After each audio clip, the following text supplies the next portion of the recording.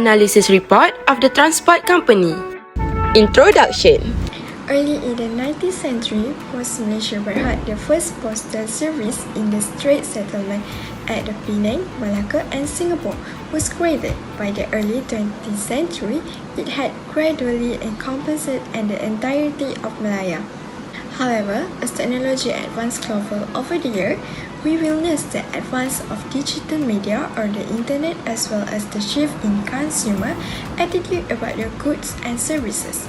But due to COVID-19, all the face-to-face purchases with customers are very limited and unexpected purchases made online by customer pandemic increased and the number of the packaging increased dramatically compared to before the pandemic. Now, I would like to describe about background of the company. Pos Laju Malaysia has been declared the oldest company in Southeast Asia. In general, this company has also functioned like an empire where there are startup, glory, and fall phase. Pos Laju Malaysia has a history of the beginning of their organization. It was established as early 1800. At that time, the service was introduced by the British in the Strait State, including Penang, Malacca, and Singapore, known as Postal Service Department. Indirectly, the company created the first postal service. At that time, the Postal Service Department only provided mail delivery service and was delivered by express courier. Postal fees are charged manually after arriving at the post office and will receive a receipt. In 1897, India introduced printed stamp in order to facilitate the delivery of letters. Therefore, in 1901, the Postal Service Department followed India in printing stamps to facilitate all matters. Indirectly, the Postal Service Department began to act as a place to pay electricity bills, obtain television licenses, and various other things. After that, the Postal Service Department was privatized to become Pos Malaysia to ensure that the company was able to remain competitive. Mission and vision. The vision of Pos Malaysia Berhad is connecting Malaysia and beyond for today and tomorrow.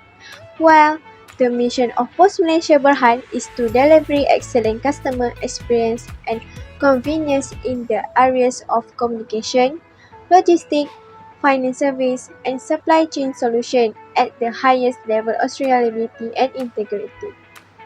Pos Malaysia addressed the four general objectives when conducting corporate social responsibility activities. Their first goal is to differentiate themselves from their competitors by enhancing their public image and credibility in a non-commercial and effective way. Second, they strengthen goodwill and relationship with their customers, demonstrate a responsible attitude toward their communities and help their businesses survive. Third, to motivate employees and provide a pathway. The specialty of transportation. Pos Malaysia is the largest carrier chain in Malaysia with over 200 years of service. Many people know Pos Malaysia only for delivering goods, paying bills, and so on. But they don't know how the things they have managed to reach their hand well. In addition, they also do not know that Pos Malaysia also has another name such as Pos Logistics, which is built to facilitate the travel of goods and others. Pos Logistics is committed to provide our customer with premium service for all oversized and specialized tasks. They have various types of vehicles such as trailer, container, vans, and surprisingly, they also have sea, air, and marine freight, which is marine ship and airplane. There are some examples for transportation used by Pos Logistics. The effect. During the Movement Control Order, all face-to-face purchases with customer are very limited because they are tied to the SOP that has been implemented by the government, which is the restriction of movement by each customer.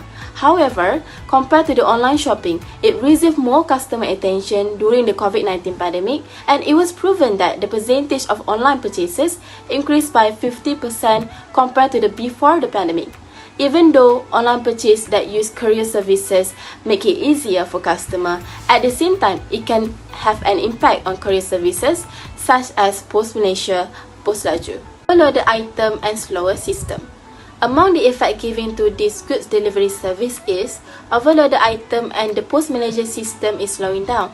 This is because the dumping of so many customer goods seem to have flooded Pos Malaysia service center due to the unexpected purchases made online by customer during this pandemic period. As we have been told, the percentage of online customer increased by 50% from before. That means the goods exist the service system that has been set, so this causes the system to slow down. Lack of workers. Due to the shortage of workers and the increasing number of parcels, employees must work under pressure. So when a situation like this happens, the operation and system of the Pos Malaysia company become unstable, especially when there is a shortage of workers.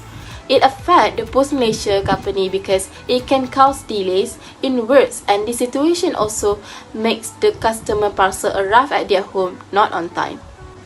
Changes in terms of working hours. The pile of customer goods such as parcels, there are so many, has already changed the working hours of all employees at Pos Malaysia, especially to the goods delivery department. The working hours should be only 8 AM to 5 PM on Monday to Friday. But due to the responsibility that needs to be borne to deliver all the parcel to the customer home on time is something that is not easy. The solution. Now let's move to the solution to the problem. There must be a solution for all problems. Same goes with Pos Laju Malaysia, who is struggling with COVID-19, but actually they still can manage to control the problem if they have the right method. The solution for the overloaded item and slower system is improving the efficiency of the system. There are plenty of ways to organize and prioritize the orders, such as it may be prioritize the earliest delivery dates from the most important order to be delivered first. Next, arrange the delivery schedule so it won't miss out with other orders. Last but not least, Pos Laju should use the FIFO first in first out rule, which this rule indicates first order first shipper. It means the earliest order should receive the delivery first. Not only that, Pos Laju should plan and optimize their route. These techniques allow them to maximize the use of the existing resources. Moreover, it helps them to plan the shortest route with maximum output and eliminate the risk associated with the last-minute changes. When the routes are well planned and optimized, it will end up sending the driver or postman to the right location and at the right time. This approach can help Pos Laju save a considerable amount of time and more efficient. Solution for the next problem is offer benefits to workers. Pos Laju should increase the pay or the wages for all the workers without any hesitation due to the risk of their job, especially postmen who have to meet people during the delivery process. This way maybe can attract people to start working. During this COVID-19, everyone are struggling with financial problem. With extra wages, people may be more interested to work even they have to face the risk of COVID-19. Not only that, health insurance benefit also need to be provided to the workers, which applicant view medical coverage as one of the most important factors in an employee benefit, especially during this COVID-19. People will start to open their eyes and feel safe to work if there are guarantees for them, even if just the most basic package are helpful compared to having none to cover medical expenses. This as a precaution for people and for them to have some motivation to keep working in this career industry. Then the third problem can be solved with self-service machine.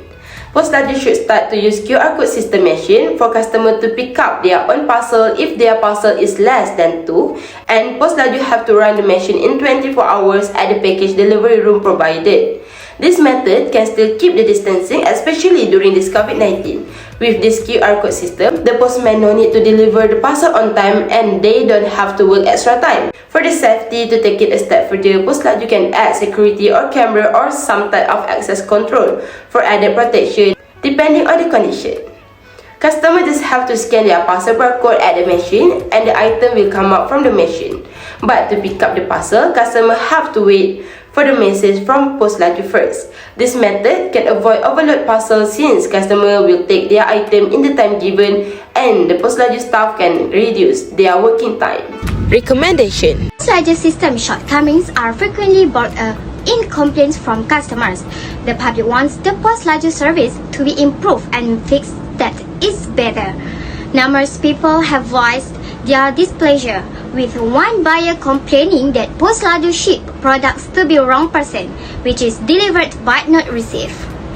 When these customers noticed that another person was listed on the receiver on the parcel he had bought, he became upset. He claimed that in all of his online shopping experiences, the postman would call first to confirm the name and address of the location, and the customer would double-check the information before signing for the parcel to be delivered. However, they choose not to this time. All people will experience inconvenience as a result, and those who have ordered things will suffer. So, since the party only has a small number of workers, many people claim that Pos Laju is usually sluggish. Due to this, many deliveries of items to customers are challenging to make, and the process of receiving goods has been delayed. Additionally, there are not enough employees and a lot of customers prefer internet shopping.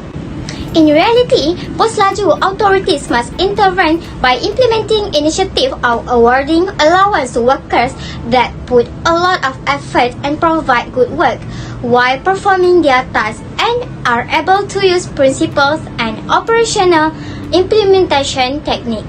However, there will be additional issue when there are too many customers' parcels that need to be delivered to each home and there is not enough staff. This staff put additional pressure on those who are putting in extra effort to please every client who is waiting for their order to arrive at their house. Here, the third recommendation is customers who have more than 3 parcels are encouraged to go to the Pos Laju office themselves to self-collect their parcels, according to a recommendation that might be made to the management of the company. Conclusion: Last but not least, Pos Malaysia showed the change such as the increase of COVID-19 packets received and the operation concern brought in by the outdated system problem. To combat this issue, Pos Malaysia has taken a number of actions, including expanding digital infrastructure, facilitating and improving the service it provides. Lastly, Pos Malaysia needs to consistently develop and modify the service approach in order to maintain credibility and the opportunity to compete globally.